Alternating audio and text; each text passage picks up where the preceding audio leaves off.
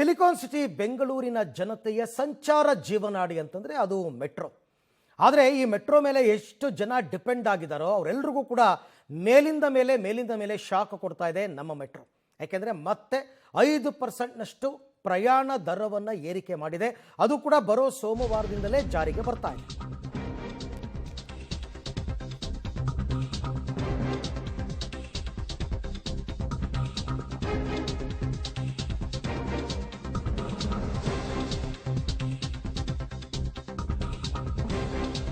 Silicon city ಜನರಿಗೆ ಮತ್ತೆ big shock. ಮತ್ತೆ ಹಗಲು ದರೋಡೆಗಿಳಿದಿದೆ ನಮ್ಮ ಮೆಟ್ರೋ. ಕಳೆದ ವರ್ಷ ಅಷ್ಟೇ, ಕಳೆದ ಫೆಬ್ರವರಿನಲ್ಲಿ 71.1% ದರವನ್ನು ಹೆಚ್ಚಳ ಮಾಡಿತ್ತು BMRCL. ಈಗ ಮತ್ತೆ ಶಾಕ್ ಕೊಟ್ಟಿದೆ. ಮೆಟ್ರೋ ದರವನ್ನು ಮತ್ತೆ ಹೆಚ್ಚಿಸಿದೆ ನಮ್ಮ ಮೆಟ್ರೋ. ಸೋಮವಾರದಿಂದ ಅನ್ವಯ ಆಗುವಂತೆ 5% ದರ ಹೆಚ್ಚಳವನ್ನು ಮಾಡಿದೆ. ಅಂದರೆ ಬಸ್ಗಿಂತಲೂ ಕೂಡ ದುಬಾರಿ ಆಯಿತು ಮೆಟ್ರೋ ಪ್ರಯಾಣ ದುಬಾರಿಯಾಗಿದೆ. ಗ್ರಾಹಕರ ಜೇಬಿಗೆ ಕತ್ತರಿ ಬಿದ್ದಿದೆ. ಗ್ರಾಹಕರು ಕೂಡ ಇದರ ಬಗ್ಗೆ ವಿಪರೀತವಾದ ಅಸಮಾಧಾನ ವ್ಯಕ್ತಪಡಿಸಿದ್ದಾರೆ. ವಿಪಕ್ಷಗಳು ಮುಗಿಬಿದ್ದಿವೆ. ಆದರೆ BMRCLನ ಸ್ಪಷ್ಟನೆ ಏನಂದರೆ, ನಮ್ಮ ಸಮಿತಿ ಹೇಳುವ ರೀತಿ ವರ್ಷ ನಾವು ದರ ಏರಿಕೆಯನ್ನು ಮಾಡ್ತಾ ಇದ್ದೀವಿ.